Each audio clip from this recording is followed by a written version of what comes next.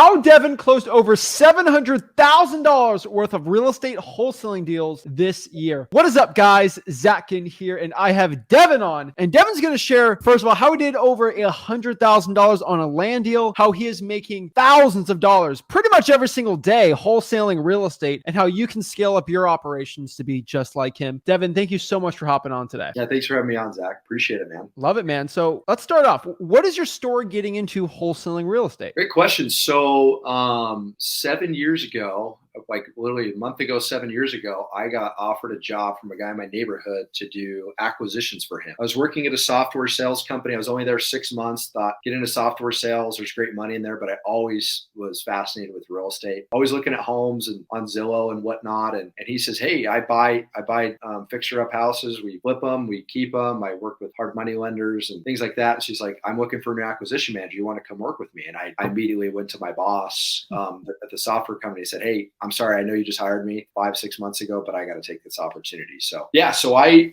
worked for him for 3.5 years, and then our company bought a lot of deals from wholesalers. So we didn't do a ton of direct to sellers. We bought it at the time. This is 2015, so it was a lot easier. This is in Salt Lake City, Utah, by the way, which is where I'm from. Bought a lot of deals off the MLS, had a lot of realtor relationships. We bought a lot from wholesalers too, and one of the wholesaling groups we bought from was Cody Hoffine. He and Mark Stewart. Cody started Wholesale Inc. with Tom Kroll. If some of you guys have followed him, and now Brent Daniels and a few other people run that page. I feel like I kind of hit my ceiling. So at the time, the company that I was working for was buying houses in Utah and in Texas. Because my boss's cousin wanted to do real estate, and Texas was a great market. So Dallas, Fort Worth area. So I had gotten very familiar with the Dallas market. When I was ready to make a change after just feeling like I hit my ceiling with where I was at, I called Mark and Cody, and they had actually offered me to work for them on 2 different occasions. They tried hiring me, and I felt like I needed to stay where I was at the time. So I reached out to them and said, hey, look, I don't know what you guys are interested in. Like, I'm looking to make a move. And they're like, oh, we're actually looking to open up a new operation. And Dallas was a market we want to get into. So I said, great. So they made me their general manager over their Texas operation. And I ran that remote for the first 8 months. So I was basically doing everything. The only thing I wasn't doing was sending out direct mail. And like our team had cold callers. So, but I was like, when I first went down there, I did driving for Dallas. I probably got 10,000 addresses in the first month. I drove like a madman. First deal I did down there, I went and knocked doors on the pre-foreclosure list, and third day, I got a deal or a contract, made $24,000. The only thing was we didn't make money on it for 8 months because it was going through court through some bankruptcy issues. So we got a deal and closed on that one. And then, yeah, so I managed that for 2 years. And so Mark Stuber and Cody Hoffine decided to franchise their business back in 2019, right around when I started for them, and to franchise wholesaling. So I decided that I hit my ceiling again. I'm like, well, I really want to work for myself. And so I had the opportunity to go out and do my own thing. There was no strings attached. I didn't have a compete clause or anything. Mark and Cody were very like, hey, if you want to go off and do your own thing, we support you 1000%. But I chose, like, they're mentors of mine, and I saw the value of the franchise model. And so I chose to buy a franchise in Palm Beach County, Florida, in Martin County and St. Lucie County, Florida, actually in Zach's neck of the woods. Oh, yeah. So the reason I chose that area, during COVID, a lot of people were moving down there. Affordable living, like you could still buy houses for 30, 40, 50 grand in some spots down there. And also I did a 2-year church, like I'm from Utah. So a lot of us guys are members of the Church of Jesus Christ Latter-day Saints. I did a 2-year church mission. Zach had probably knocked on your door back in 2010, 11 timeframe as I was living in Stewart. But yeah, so I did that. And so I always wanted to do real estate, and I always wanted to do real estate in Florida of all places. So I bought a franchise territory in Palm Beach County and the 2 counties north of there. So yeah, so and I've been doing that since June of 2021, and I actually live in Utah full time. I go down to my market. My first 6 months, I was down there every other week, and I have an acquisition manager that goes on appointments for me, and I got him on board right when I started. But this year I've only been down there 5 times. I literally just got back this morning. The weather was nice. Yeah, so it was great, and yeah, so like this year's been a great year. obviously I spend probably $25,000 a month in marketing between direct mail, cold calling, postcards. I have a TV commercial as well that I've been doing. Texting, I've done a little bit of. Direct mail has definitely been my top producer for revenue, and that's the deal that Zach mentioned a bit. How I did over 100,000 in one deal. That was from a direct mail piece. So yeah, excited to share more and do a breakdown or whatever Zach wants to do. Yeah, let's break it down. The reason why I wanted you on is, first of all, you have HUDs, you showed proof, and you give addresses and you show everything like that. It's very hard to find somebody doing this many deals that can actually prove it, and that's why I want to hop you on. Like I check everyone that hops on here. I check that they're legit, and it's pretty impressive. So let's kind of talk about that deal. Tell me about that land deal. So what was interesting, so I've been doing direct mail since I started. I made some changes to my direct mail about 5 months in because it wasn't producing very much revenue for me. I wasn't one of the things you got to realize is consistency in mailing people, because typically, and Zach, correct me if I'm wrong, but in my experience and from what I've learned, typically people don't respond to a mail piece till after 6 or 7 times. Oh yeah. It's like the 6th or 7th time before they actually respond. So I made some changes in November of last year and started stacking my list. So I use batch to stack my list. And so I've got about 40,000 addresses in my database. I got a VA that's pulling county records, and I got a driver we've probably got 20,000 addresses. So we've been stacking the list. And when I made that change, 3 weeks later, I sent a postcard. I got a contract on Christmas Eve, and we made $40,000 on that. Then I got another one 2 days later that we made $20,000 on. So just from making some changes, and I wasn't being consistent in my mailing schedule. I wasn't hitting people. You want to hit people once every 30 to 45 days is what I'm learning. Is what I learned. So, and then what even was a bigger transition to help, to separate me from everybody else, because most people are getting freaking 30, 40 postcards at a time. When I started my TV commercial, I put as seen on TV on my postcards. So I feel like that was a credibility booster in compared to other people, because I put a picture of my face, of my ugly mug on the postcard and said as seen on TV. Yeah, so I get this call and this guy says, hey, I bought these vacant lots in downtown Stuart, which is a great area, Martin County and Stuart, which is just north of West Palm Beach. I think, Zach, you could probably confirm this. I think it was per capita is that they have the highest price per square foot for homes out of every county in Florida for 2021, I believe. Yeah, it's pretty high. I think Palm Beach County is a little higher, but if mainland, yeah, it's pretty high. Yeah. So Palm Beach, obviously, you got guy that owns. You got Tony Robbins. Oracle. You got guy that owns Oracle. He's got his house for sale for $150 million right now. Oh yeah. So this guy, he said, he was ready to, he says, I'm like, okay, well, let me ask you this. So he's like, yeah. I'm like, well, how much do you want to make for the lots? He's like, well, I bought this one lot for 20,000. I bought the other one for 10. So I just want to make $5,000. I bought them 3 years ago. I haven't done anything. And then, so I asked the question, in this business, and Zach teaches us just as well as anybody, you do not make offers. You try to commit people to sell. You let them pick the number. Oh, yeah. So it's okay. So if I could pay you $35,000, are you ready to sell the property? Are you ready to sell the vacant lots? He said, yes, I'm ready to sign. I'm ready to go. I said, perfect. Well, let me ask you this, is 35 the absolute best you can do? So even though I knew where these lots were, I knew 35,000 was a great price, and that I could do really well on that. But I didn't want there to be any seller's remorse. So I asked a question, look, man, I got funds I'm looking to allocate. I'd love to be your buyer, but do you have any flexibility? And he's like, well, what are you thinking? I'm like, well, in a perfect world, if you bought these at tax sale, you probably don't have title insurance. I'd love to be in the low to mid 20s. Is there any way you can make that work? And he's like, no. He's like, look, I know what I got. I'm a business owner myself. He actually owns a really well-known surf shop in town. And so I'm like, okay, well, if I can stretch and make it work at 35,000, would you sign today? And he said, yes. I say, okay, perfect. I'm going to keep you on the phone. Let me write up a purchase agreement and I'll send over the purchase agreement for the 2 lots. So I keep him on the phone. I write it up and then I send it to him via DocuSign. Then he's like, all of a sudden he's like, well, I need to have my attorney review it. I said, okay, well, let me ask you this. If we're using the state, because I personally use a state purchase agreement for my deals. In Florida, you can assign your contracts. It's got a box and you can assign your agreements. So I just use a state agreement. I'm like, look, if we're using a state agreement, do you really want to pay an attorney? He's like, well, it's a friend and I want him to look it over. And I'm like, man, I'm really pushing it. I don't want to, I prefer not to wait. Like, can we put something in there, like a clause, even say officially under contract after attorney approval? Because I know the attorney can't poke any holes in it with it being a state purchase agreement, us paying cash, no closing costs. And he didn't want us to be able to assign it. So he kind of had a rough idea. So I'm like, okay, that's fine. I built some cash in the bank. If I had to close on it, I could close on it and then try and sell it. So he says, wait, he's like, look, I want to sell to you. You're my guy, but I'm not signing anything until my attorney reviews it. So I knew my hands were kind of tied. So I'm like, crap. These are the ones that sound too good to be true. And sometimes they are. So he freaking ghosts me for a week. Like, I call him, I text him. He's like, hey, let's talk tomorrow after my attorney reviews it. And then he says like, hey, my attorney wants you to fix this in the agreement. I say, okay, well, if I can fix it, are you ready to sign? He said yes. And then he just goes dark for a week. So I start calling the guy every day. And so on my dialer, I use smartphone. At the time it was CallRail. I have like 8 different numbers for different things, whether it's cold calling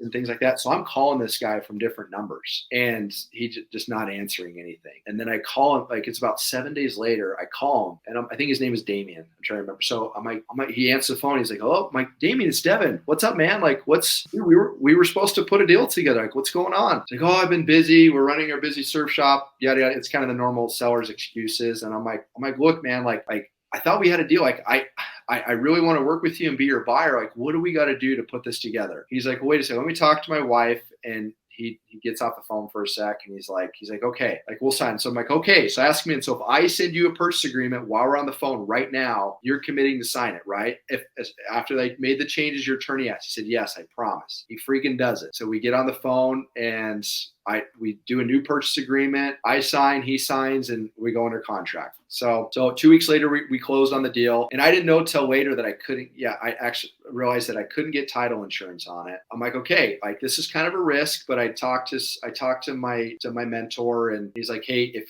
other lots in the area were selling from anywhere from 120 to 200,000. So I'm like, even if I can't get title insurance, I'll buy it. So I closed on the deal. My brother wanted to do some lending. So he had some cash. So I let him fund the deal for me to be a partner with me, so I could help him make some money on the deal too. And then immediately I call my realtor buddy, Mark Nomovitz. He's an awesome guy. So he lists both lots for me. Yeah, we had some hiccups, but I actually ended up finding a buyer off market about 3 months later. So the lots are just sitting there on the market because a lot of people were interested, but we still had to wait 1 more year unless you go through what's called quiet title, which cost $25 to $4,000, which I was fine to do, but I was going to give it like 3-4 months before I decided to go down that route to see if I could sell it without doing that. So I got a buyer. The first lot, found a buyer, is actually through a lender who ended up wholesaling it to an end buyer. So he made $30,000 on the deal. He ended up selling it we go under contract for $119,000. He sold it to his guy for $150,000. So I think he made $31,000. And then I ended up, so after paying my lender off, my brother, after paying him and his profit, and then the real estate commission, because I netted about $78,000 on that. And the other one closes tomorrow, and I'll net $70,000. So my overall profit will be about $148,000 from that one lead.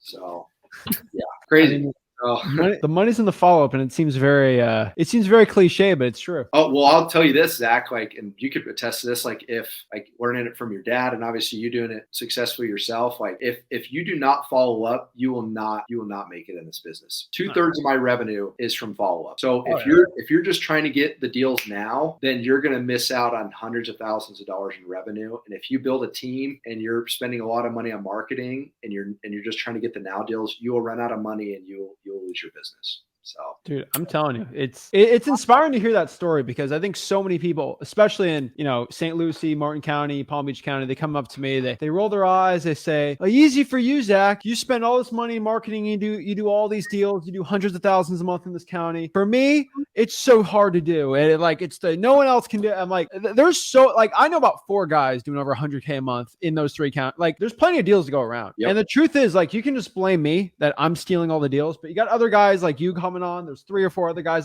there's plenty of deals around. I think so many people think that these deals are just, it's a one size fits all. Only one person get all this money, and anyone can do it, And You I know, just think, sorry, go ahead. go ahead. I was just saying, I know 5 competitors of ours Yeah. that are doing over 100 deals a year. And like, and look, I don't run into Zach, like, and we don't run into each other a lot. Like, I get my leads, and when I send out my deals, I have guys that are JV partners and do their own deals. Like, hey, it's crazy. We don't run into each other. Like, there's like in our market between Palm Beach, Martin City, there's 2 million people. Like, Oh yeah. there's so many freaking people. Like, that's obviously not our market share, because like you got some spots in Palm Beach and Martin County that's 5, 10, $30 million homes, but still, it's just like there's so many freaking people. There's so many opportunities. It's crazy. That's the way you really got to look at it. I just think it's so funny. People get really freaked out over it because it's just so funny. But yeah, that's amazing. So your marketing is direct mail. You get a lot of direct mail going on there. You're saying you're doing some SMS, you're doing some other. So a lot of the TV ads. So what percentage you think of a pie on your business is coming from the marketing sources? Like 30% from this, 20 from that? Like, what does it look like? Yeah, great question. So about half of my revenue has come from direct mail this year, because I've had some big deals. And then my TV commercial, I've honestly broken even on that. But I will say my TV ad boosted my direct mail revenue because it set me apart from other people that just says, hey, this is Bill. We buy houses as is, pay cash at closing costs and all. So, because I put a picture of me on my postcard with as seen on TV. So I feel like it's hard to see a direct correlation, obviously. But I know when I started my TV commercial back in March, my revenue via direct mail went up quite a bit. So yeah, so half my revenue from postcard or from direct mail, and then a third from cold calling, because I've had some really good cold calling deals this year as well. And then a mixture of TV, PPC, and texting from the other. So I guess the last third combination of that. So yeah, that's impressive. And I think it's so cool to look at it because I think so many people think that direct mail is dead. And it's just so funny because direct mail is not dead. I mean, it works so well. And yes, it's more expensive. But the cool part about that is guys like you and me that are doing a good amount of deals per month. Yeah. It's like the people that can't afford it, it gets worse for them and easier for us. Like I remember when direct mail went up, I think went from like 34 to like 40 cents. Yeah. I made more money that month than I ever did in my entire, because so many people cut out direct mail and it just is less people. So even if direct mail is like, I don't know, 80 cents cart, I'm doing it, and it's just so funny. But I could be honest with you too, like direct mail these last 3 months has not been great. Like but that's the thing. Like so my mentor, their market's Utah. They went 3 months 3 or 4 months without a direct mail deal. And then in 1 month, they did over 500,000 in revenue from direct mail. Look, you're going to have months, you're going to have weeks, you're going to have months where it's not consistent for you, but you got to keep doing it. Like, so it's hard because, and Carlos Reyes pointed this out. He's like, look, if you think of your marketing as an expense, you will not do well in this business. But if you think of your marketing as an investment, then that's where it's going to change your mindset. So every call you get in, whether it's a removal or somebody that wants to sell their house for retail, you're one more phone call away from an opportunity where, like the deal I just had, like that was life-changing for me. I've seen other people, I did deals like that for the guys that I worked for in the past, but I had to do it myself and see that money hit the account for it to act like, and that's the thing, like you can freaking do it. Like I said, I did a deal cold calling, made $68,000 on it. It's like, there's so like those opportunities are available, and it's, you just got to believe that's going to happen. You got to believe that the money you're investing into it, whether you're door knocking yourself, whether you're cold calling, driving for dollars and skip tracing those and calling those people or texting them, like you got to believe when you reach out to those people that you're going to get something from it. So, And so what does your team look like now? So I have a very unorthodox team. So like I said, I live in Utah full time. So I do 90% of my business virtually,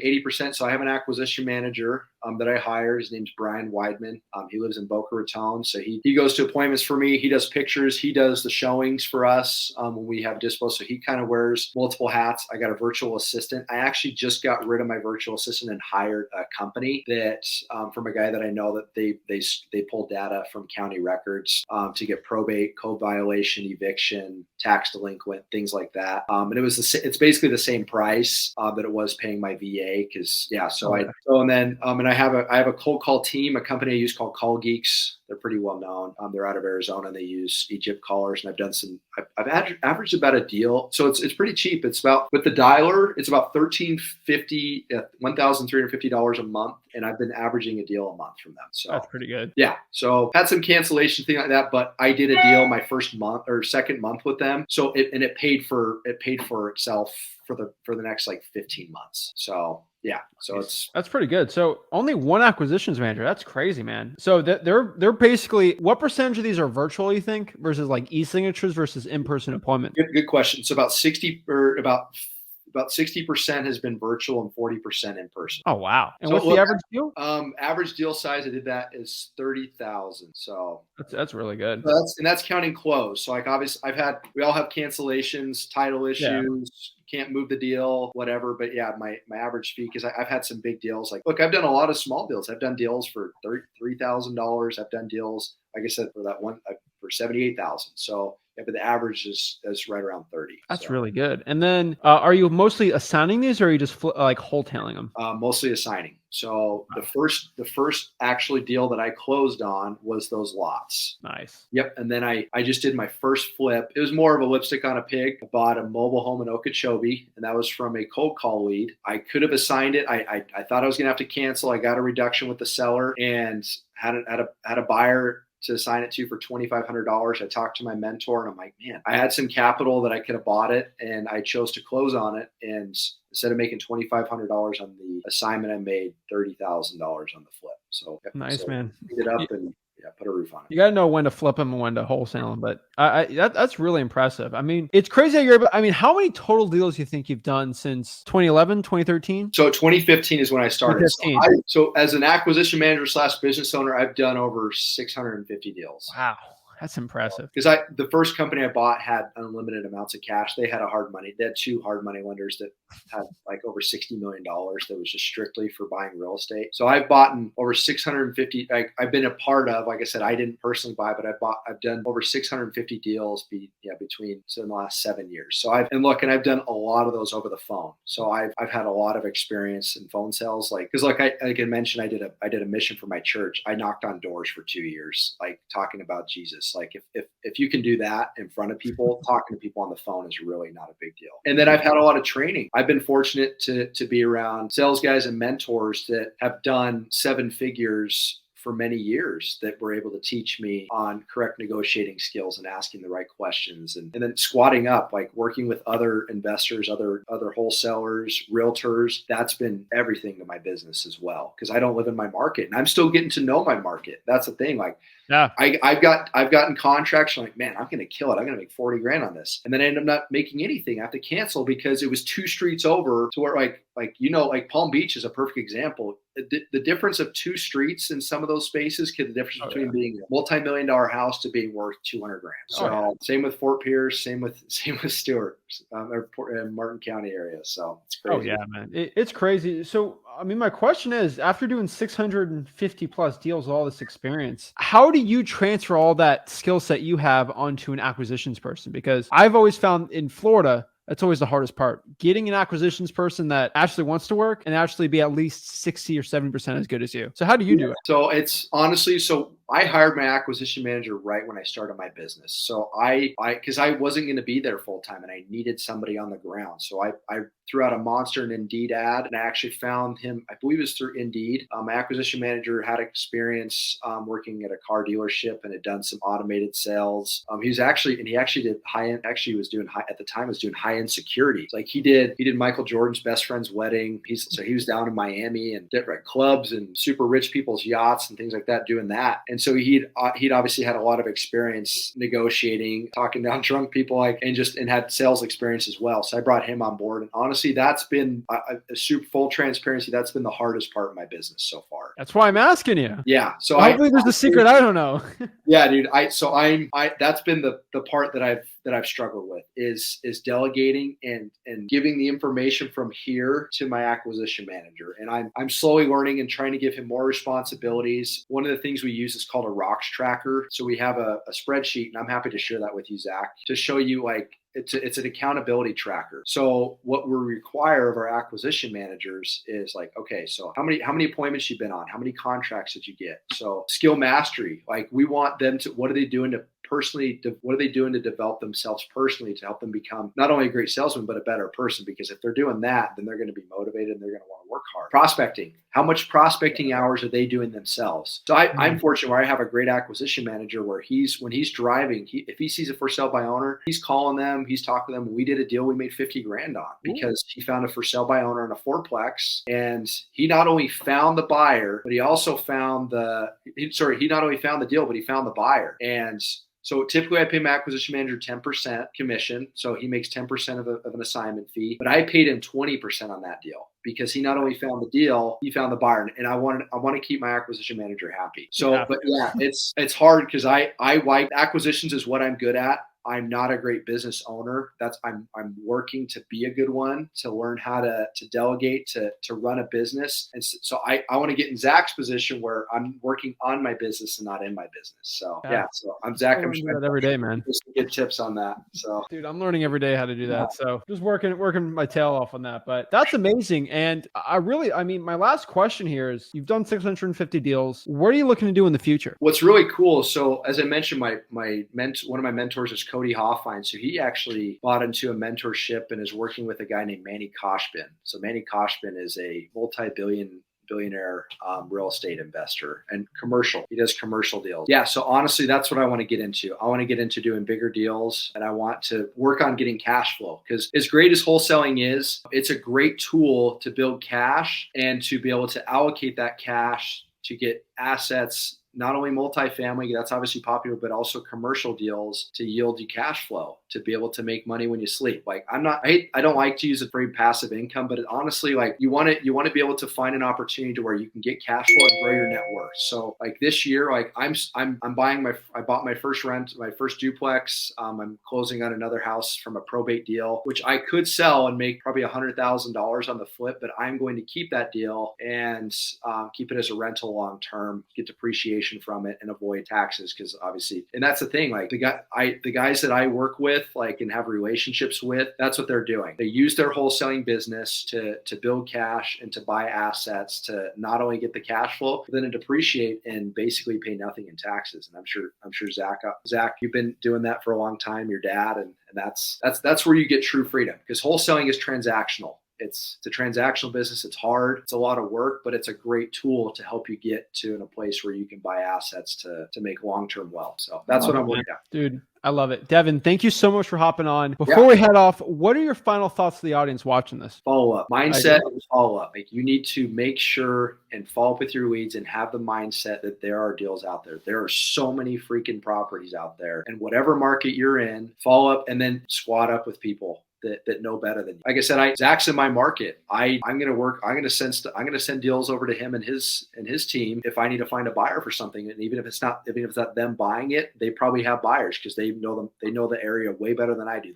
I feel I'm humble enough to know where my weaknesses are, and I'm trying to get better and to try to work with people that know better than me. That's the only way you can grow. So those are probably the last thoughts.